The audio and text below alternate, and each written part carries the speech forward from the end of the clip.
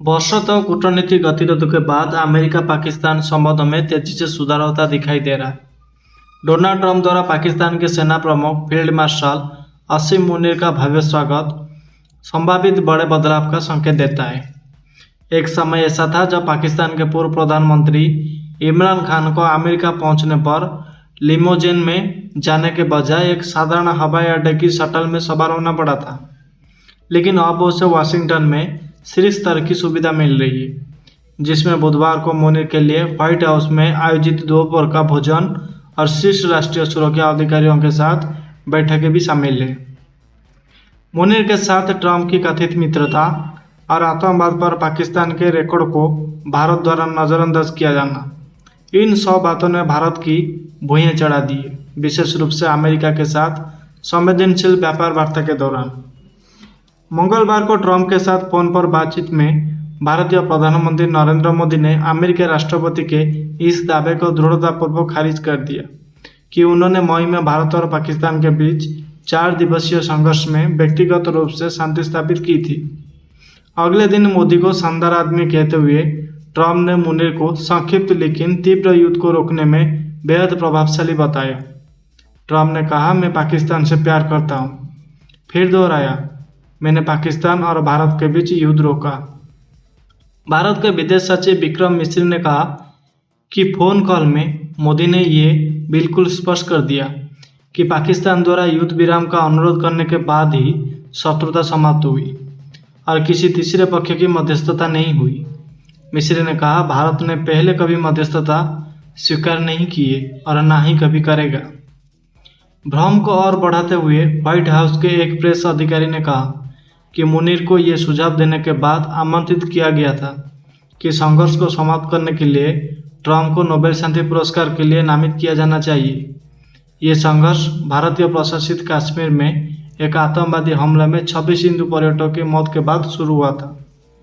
Washington में मुनीर को मिले शानदार स्वागत और अमेरिका सेंट्रल कमांड की प्रशंसा से रणनीतिक पुनर्संतुलन का संकेत मिलता है।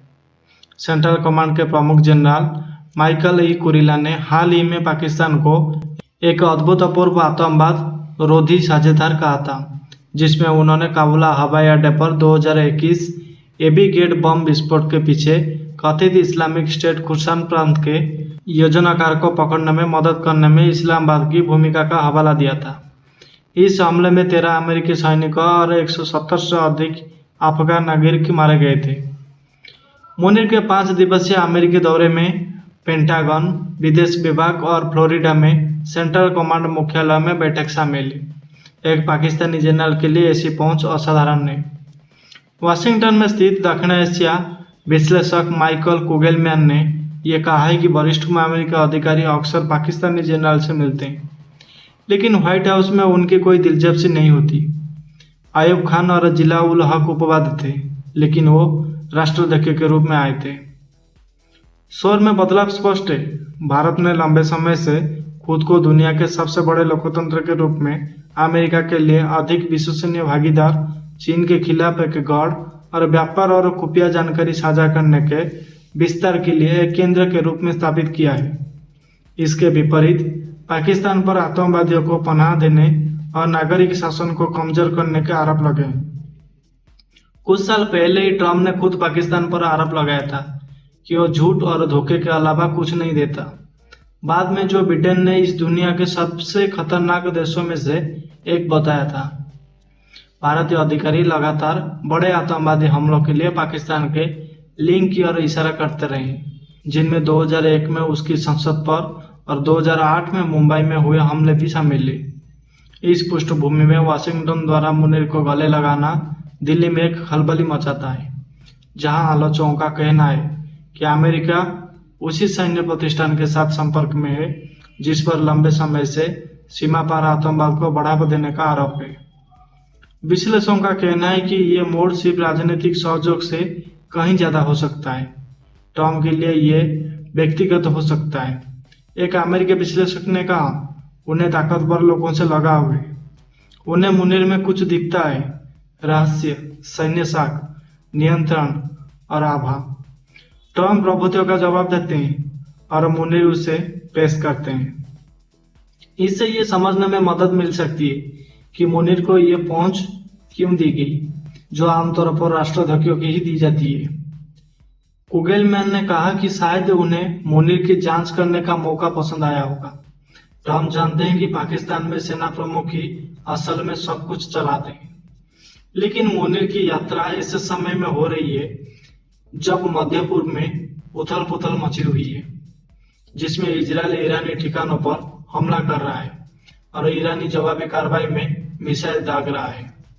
अमेरिका को उम्मीद थी कि तेहरान के साथ राजनयिक संबंध रखने वाले कुछ देशों में से एक पाकिस्तान तनाव कम करने में भूमिका निभा सकता है। इसके अलावा एक और भी नाजुक गणना है, जिसमें इजरायल अमेरिका को ईरान के खिलाफ अपने सैन्य अभियान में शामिल होने के लिए प्रेरित कर रहा है, जिसकी सीमा पाकिस्तान के साथ 900 किलोमीटर की है। यह भूगोल इस्लामाबाद को एक निर्णायक स्थिति में रखता है। कुछ विश्लेषकों का मानना है कि अमेरिका इस बात की जांच कर रहा है कि मुनीर निगरानी उड़ानों या रसद सहयोग की अनुमति देगा या नहीं, लेकिन पाकिस्तान के पास इस मामले में सीमित गुंजाइश है, क्योंकि जनता की राय ईरान के पक्ष में है।